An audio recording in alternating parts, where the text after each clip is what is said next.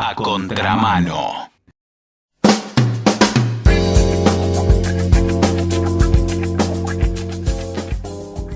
La economía en la Argentina siempre ha sido un tema de discusión y también un tema en el que realmente nos quieren vender cualquier cosa. Hoy en el gobierno nos hablan de progreso y por lo que yo veo estamos al borde del canibalismo. Así que la verdad que necesitamos hablar con alguien que sepa y alguien que sea honesto para que nos ponga esto en orden, los discursos y las realidades. Por eso vamos a hablar con un gran amigo de la casa, Marcelo Arramal, es economista, tiene todo lo que nosotros queremos y nos va a contar su visión de este momento. ¿Cómo te va, Marcelo? Simón te saluda.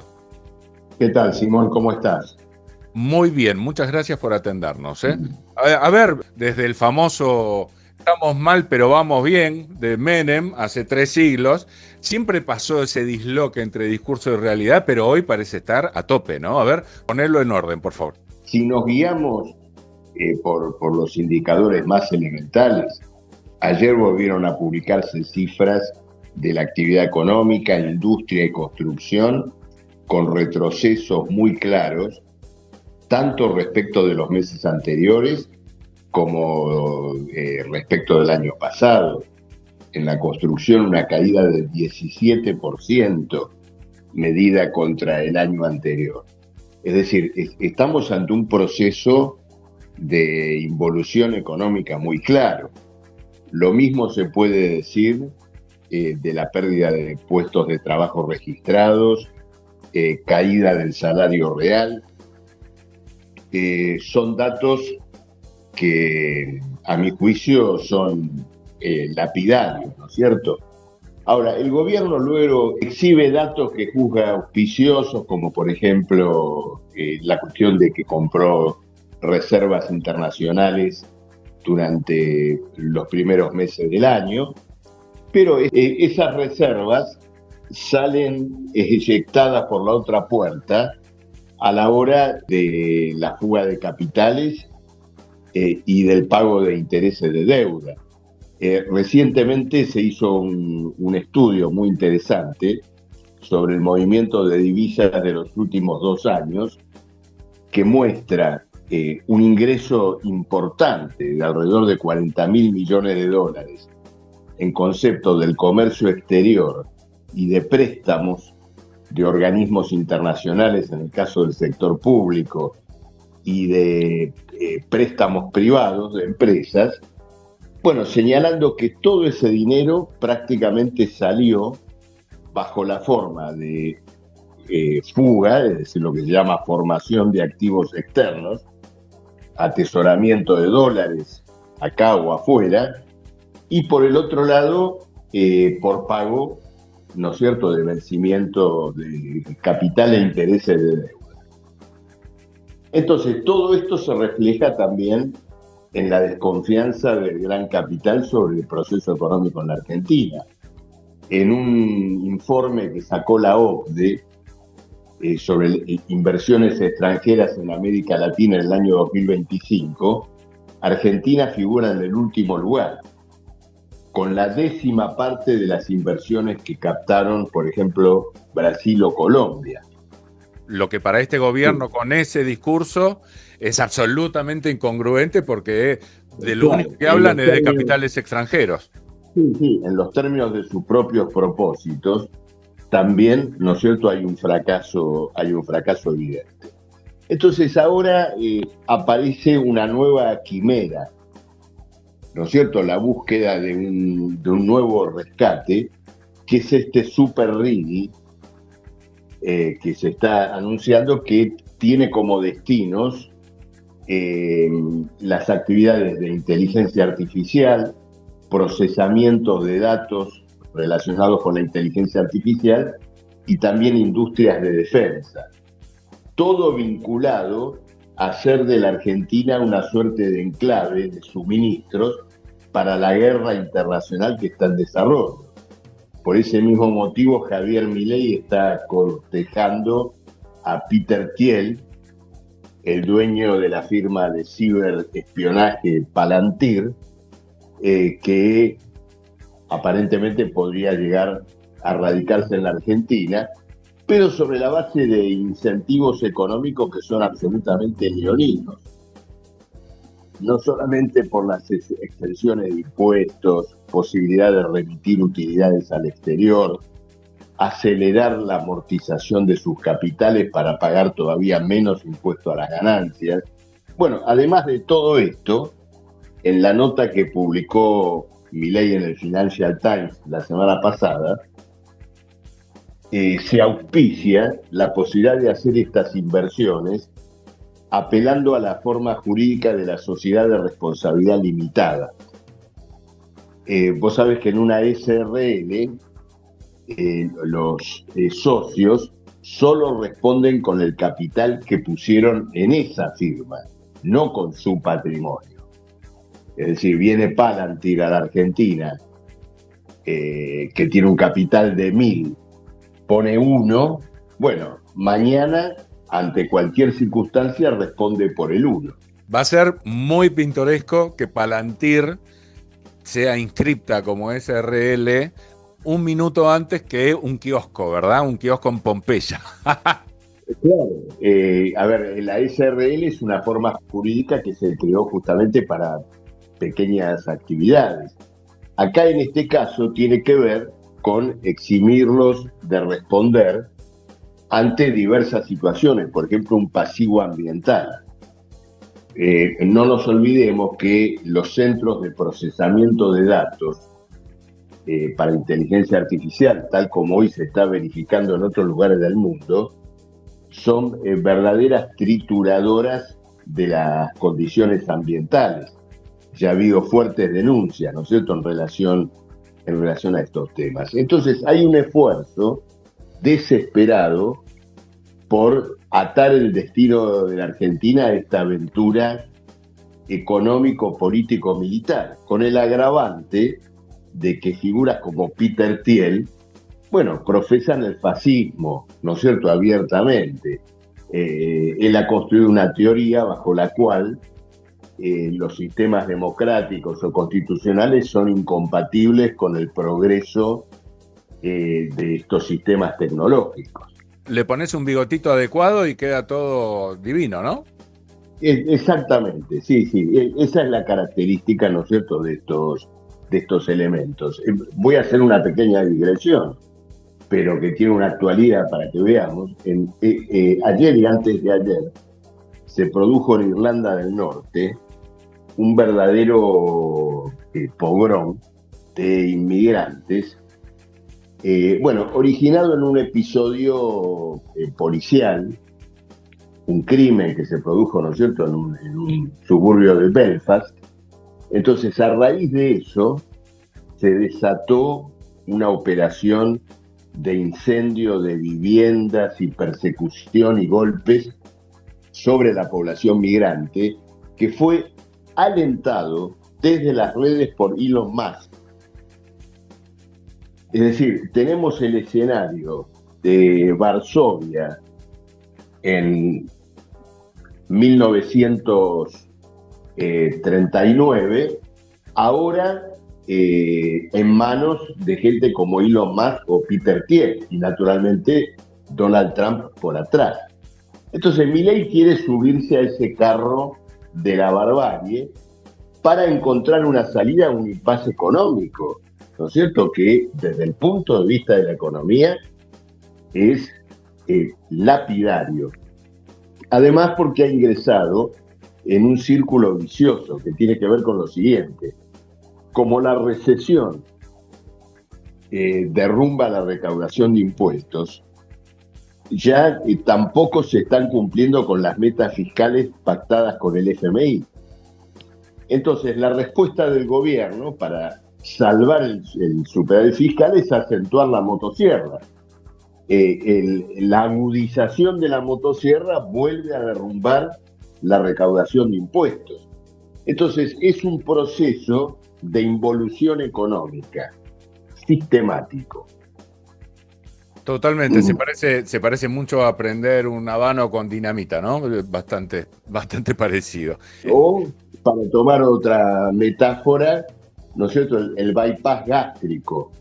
Es decir, resolver el problema del exceso de peso de una persona, bueno, sobre la base de llevar adelante un estrangulamiento de sus vísceras. Totalmente. Y hablando del Super Rigi, esto lo hablé con alguien, pero que tiene una mirada que no sé si me produce tanta confianza como la tuya. Si el Estado gana básicamente por impuestos, en el caso de que yo baje espantosamente esas cifras de mis ingresos, ¿cómo hago para que esa inversión me sirva como Estado? Bueno, probablemente como Estado no te sirva. Lo que vas a tener es un proceso predatorio. Es decir, vos facilitas una serie de recursos naturales, facilitas infraestructura y demás, y hay un cierto capital que aprovecha todo eso durante todo un periodo y ni siquiera pone sobre la mesa los recursos públicos que utilizó. Esto ya se está viviendo hoy, porque finalmente cuando vos tenés como contrapartida de estas inversiones promocionadas una situación de liquidación de la obra pública, derrumbe de las rutas nacionales, de todo lo que tiene que ver con la infraestructura, bueno, ya se está viendo, ¿no es cierto?, una situación de ese tipo. Entonces creo que hay una búsqueda para maquillar este impasse económico, por un lado, detrás de esta quimera del Super Rigi, de la inteligencia artificial a modo de promesa y de asociación con sectores que en el plano internacional practican el militarismo y el fascismo. Y luego, en el plano laboral, y esto no hay que dejar de mencionarlo, bueno, la oferta al sector empresario de virtualmente liquidar los convenios colectivos de trabajo y la organización colectiva, gremiada de los trabajadores, es decir, convertir al contrato de trabajo en un contrato individual. Y decime, los países que nos venden como modelo, ¿hacen estas cosas? ¿Se bajan los pantalones tanto para atraer inversiones? No sé quién nos vende como modelo. Esto, yo creo que no hay que olvidarse que los tours internacionales de Milei transcurren en general en cenáculos de algunos lunáticos fascistas del mundo, ni siquiera a través de la recepción oficial, es decir, frecuenta estos ambientes, ¿no es cierto?, del llamado libertarianismo. No, está bien. En verdad culpable soy yo porque me expresé mal. Me estaba refiriendo a Europa, Estados Unidos, los países centrales, básicamente. Sí, por eso no creo que exista demasiada confianza en que este experimento, ¿no es cierto?, que prospere de alguna manera. Lo que ocurre acá, digamos, para entender por qué existe un Milei acá, fuera de las cuestiones de orden nacional, es decir, la extraordinaria declinación de las fuerzas políticas tradicionales, hay que colocar un escenario internacional. En este escenario internacional hay un esfuerzo muy grande del gobierno de Trump, el Pentágono, de hacer de América Latina una suerte de protectorado económico y militar en la preparación de la guerra en desarrollo. Entonces, Milei ha ofrecido esa condición para la Argentina. Y espera, a cambio de eso, recibir un salvataje económico. Los elogios diplomáticos a la Argentina tienen que ver fundamentalmente con eso. Sí, seguramente. Sabes que nosotros tocamos varios tópicos y desde la defensa, desde donde entres, es muy difícil de encontrar, si no imposible, encontrar algo positivo, algo que no esté dirigido a la entrega, de hacer directamente. Sí, todo pasa por todo pasa por ahí. Argentina firmó acuerdos comerciales, tecnológicos y industriales con Estados Unidos que le han dado realmente el carácter de una dependencia, ¿no es cierto?, de una sucursal de los intereses de las grandes corporaciones norteamericanas en el país. Todo esto no es sencillo que prospere. No hay que olvidarse que China sigue siendo el principal socio comercial de la Argentina.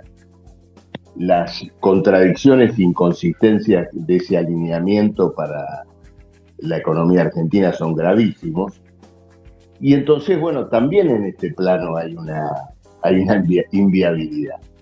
En la hidrovía se ha desatado una lucha feroz de intereses que tiene que ver con el lugar que las dos potencias que están en guerra por ahora potencial en el mundo, que son Estados Unidos y China, no quieren resignar intereses en los que algunos llaman el estrecho de Hormuz de la Argentina, ¿no es cierto?, que es este mega canal de los ríos Paraguay y Paraná, por donde pasan el 80% de las exportaciones.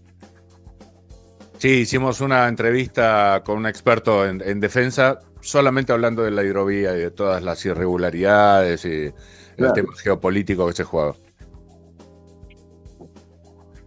Indudablemente que es así. Entonces, bueno, esta es la realidad. Por supuesto que a la hora de juzgar un escenario económico de conjunto, el punto más importante es que la población que en la Argentina vive de su ingreso, vive de su salario, está soportando, las condiciones más graves, más agudas de empobrecimiento, de pérdida de salario, de derechos laborales, y hay como una nueva ronda de caída del salario, que tiene que ver con lo siguiente. Los salarios cayeron fuertemente después de la mega devaluación de diciembre del 2023 y el ajuste de precios de los meses anteriores, pero ahora está viviendo una especie de nueva vuelta de tuerca de caída que consiste en lo siguiente: inflaciones mensuales de entre el 2 y el 3% y salarios que se ajustan en el mejor de los casos al 1 mensual. Entonces, esto va generando, una nueva ronda de erosión fina del salario, que es la que se vive ahora. Un desangre lento, sí, totalmente que sí. Hay que decirlo, no es nuevo para nosotros, más bien constante, pero sí, terrible, inexorable después. Sí, por supuesto. Pero como conclusión te diría que ningún pueblo se suicida, y antes que sigamos viendo las sonrisas repetidas de este gobierno, vamos seguramente a encontrarnos con una respuesta maciza de los trabajadores y de los jóvenes contra todo lo que está ocurriendo. Que así sea, ojalá. Bueno, querido Marcelo, si querés cerrar con algo, hazlo, si no, esperamos ansiosos la próxima charla. Nos vemos en la próxima, Simón. Un abrazo grande. Un abrazo grande, gracias por lo que nos enseñaste y el tiempo que nos regalaste. Adiós. Adiós, querido.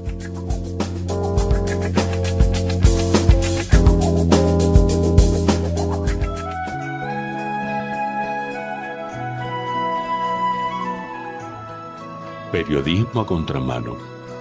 El gomón que nos salvará cuando este Titanic se hunda.